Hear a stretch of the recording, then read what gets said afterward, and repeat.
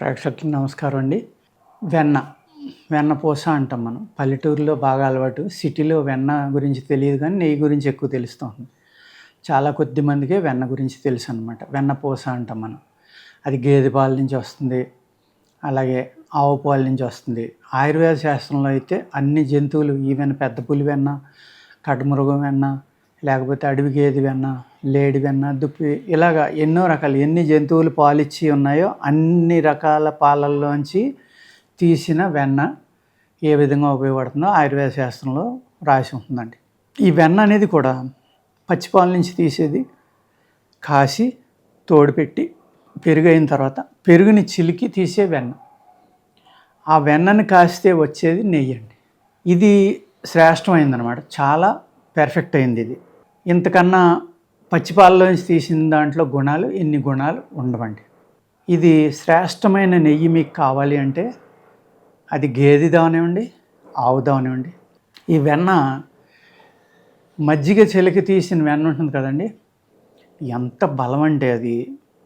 మీరు ఎవరికైతే నరాల వీక్నెస్ ఉందో, ఎవరికైతే చిన్నపిల్లలు వేడి వల్ల శరీరం చిక్కిపోయి చాలా యాక్టివ్గా ఉంటాడు, బాగా ఆడుతూ ఉంటారు కానీ సన్నగా ఉంటారు, అటువంటి వాళ్ళకి మీరు చిలికిన వెన్న అప్పటికప్పుడు మజ్జిగలోంచి తీసుకొని ఇంత పెడితే వాళ్ళు కండపట్టి ఒళ్ళు చేసి ఆకలిది పెరిగి బాడీలో ఉన్న వేడి కూడా తగ్గి చాలా చక్కగా పిల్లలు తయారవుతారు. ఇందులోనే కొద్దిగా షుగర్ వేసి పెట్టచ్చండి పిల్లలకి. దానివల్ల ఏమవుతుందంటే షుగర్ కలిసేటప్పటికి దాని బలం 4 రెట్లు పెరుగుతుంది. పెద్దవాళ్ళు ఈ షుగర్ కలిపిన వెన్న డైలీ కనుక తింటే వీర్యవృద్ధి అవుతుంది. ఎవరికైతే వీర్యం తగ్గిపోయి సంతానం లేదు అనుకుంటారో, వీర్యం మరీ తక్కువ ఉందనుకుంటారో వాళ్ళు అప్పటికప్పుడు చిలికి తీసిన వెన్నలో షుగర్ కలుపుకొని తింటే చాలా చక్కగా ఉంది. టేస్ట్ కూడా అలవాటైతే కిట్టని వాళ్ళ జిడ్డు ఆ వెన్న అది కొంతమంది కిట్టని వాళ్ళు ఉంటారు. కానీ మీ నరాల శక్తి కానీ మీ వయస్సును నిలుపుతుంది.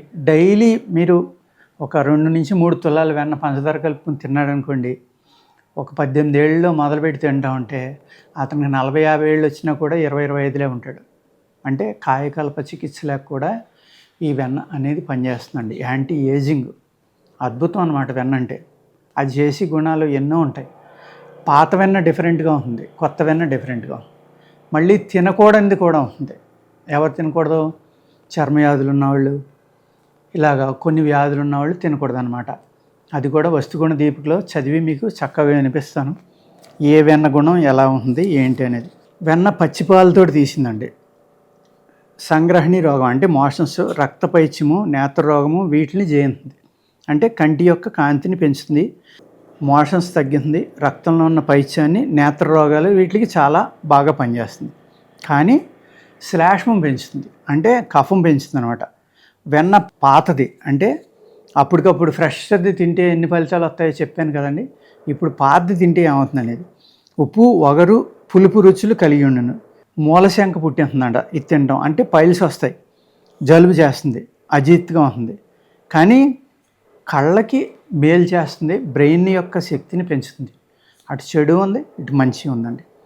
దీనికి ఏం చేయాలంటే ఆవు వెన్నని గ్రీష్మ ఋతువు అంటే సమ్మర్లో చక్కెరతో పంచదారతో పుచ్చుకోవాలి. వర్షం వచ్చినప్పుడు పంచకోలాలని ఆయుర్వేదం ఉంటాయి వాటితోటి. తర్వాత శనగపిండితోటి, పేలపిండి అంటే పేలాలు ఉంటాయి కదా, మనం బియ్యాన్ని అంటే వడ్లను వేపిస్తే పేలాలు వస్తాయి. ఆ పేలాలను కొట్టుకుంటే పిండి వస్తుంది, ఆ పిండితోటి తినాలి. ఇలాగా వెన్న ఎవరైతే తినకూడదో చెప్తున్నాను వినండి. కఫరోగం అంటే మన ఆస్తమాది, లేకపోతే అస్తమాను, నాజల్ ఎలర్జీస్ ఉంటాం, ముక్కులో పాలిప్స్ అని, సైనస్ అని ఇటువంటివి ఉంటాం, లేకపోతే ఎక్కువగా దగ్గు శ్లేష్మం వచ్చేవాళ్ళు తినకూడదు వెన్న. కుష్ఠరోగి అంటే సొరియాసిస్ ఇలాంటి వాళ్ళు, ఉదరం అంటే పొట్టలో అజీర్ణం చేసేవాళ్ళు తినకూడదు.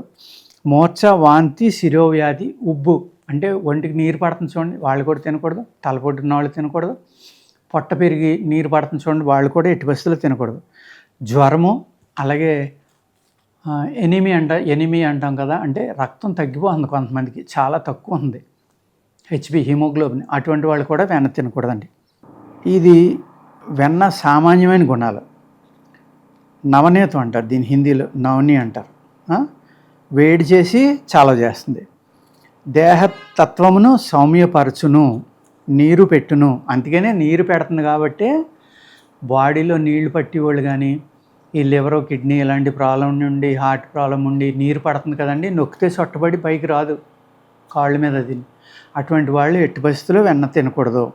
పొడి దగ్గు తగ్గుతుంది, గజ్జి అంటే చర్మం మీద ఉన్న గజ్జి తగ్గుతుంది, కానీ సొరేసి వాళ్ళు తినకూడదు. బుద్ధికి బలం ఇస్తుంది, అంటే చాలా తెలివితేటలు చాలా బాగా పెరుగుతాయి అన్నమాట. ఈ ఎవరైతే వేడి వల్ల ఈ గుండెలు ఆరిపోయి ఓన్లీ ఎముకలు కనపడుతూ ఉంటాయి, శరీరం ఆరిపోతుంది కదా, వాళ్ళకి చిన్నపిల్లల కాడి నుంచి పెద్దవాళ్ళ దాకా అన్ని ఏజ్ గ్రూపుల వాళ్ళకి చాలా చక్కగా పనిచేస్తుందండి. ఆ పనిచేయడం కూడా ఎలాగ, వాత శరీరులు అయితే కనుక పంచదార కలపకుండా తినండి, వేడి శరీరులు అయితే పంచదార కలిపి తినండి. తింటే ఇంకా బాగా పనిచేస్తుంది అనమాట. కొంచెం వాతం చేస్తుంది కాబట్టి వాత శరీరాలు జాగ్రత్తగా అజీర్ణం అవన్నీ చూసుకుని తక్కువ డోసులో తినాలి. గుండె ఆరిపోయింది, లేకపోతే వేడి తత్వం, మజిల్ పెరగట్లేదు, వాళ్ళు డెఫినెట్గా ఉష్ణతత్వం వాళ్ళే అయి ఉంటారండి సాధారణంగా.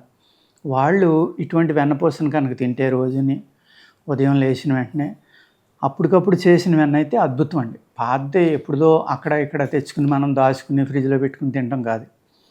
ఆ విధంగా తింటే కంట తేనె, చెరుకు రసం, అల్లం, పంచదార, ఉప్పు, ఇది వెన్న తినే వాళ్ళకి విరుగుడు అన్నమాట. ఇప్పుడు నేను చెప్పాను కదా, వాతతత్వం వాళ్ళు వెన్న తినాలి, కండ పట్టాలి. అటువంటిప్పుడు ఏం చేస్తారంటే కొద్దిగా తేనె కలపండి. ఇందులో కలిపితే ఏమవుతుందంటే ఆ వాతతత్వం అనేది పోతుంది, మంచి క్యారియర్గా తేనె ఉపయోగపడుతుంది. కాబట్టి అజీర్ణం చేయకుండా వెంటనే మీ శరీరం అంతా దాని యొక్క బలాన్ని వ్యాపించేలాగా చేసి చక్కగా ఉపయోగపడుతుంది. అలాగే పంచదార, లేకపోతే కొద్దిగా అల్లం ముక్క, వెన్న తిన్నాక చిన్న అల్లం ముక్క తినండి. అలా తిన్నా కూడా ఈ విరుగుడుగా మీకు పనిచేసి చక్కగా మీకు ఈ వెన్న యొక్క ఉపయోగాలు అనేకం అన్నమాట. వయస్సును నిలుపుతుంది, వీర్యాన్ని పెంచుతుంది, మగతనాన్ని పెంచుతుంది, ఇంకా అంతకంటే ఏం కావాలి, నరాలకు శక్తిని పెంచుతుంది. దానివల్లే మనం వయస్సు మీద పడకుండా చక్కగా మన శరీరాన్ని ఎప్పుడూ యవ్వనంలో ఉంచుకోవడానికి కానీ, మన శరీరం యొక్క కాంతి పెరగడానికి కానీ ఈ వెన్న అనేది అద్భుతంగా పనిచేస్తుందండి. నమస్కారం.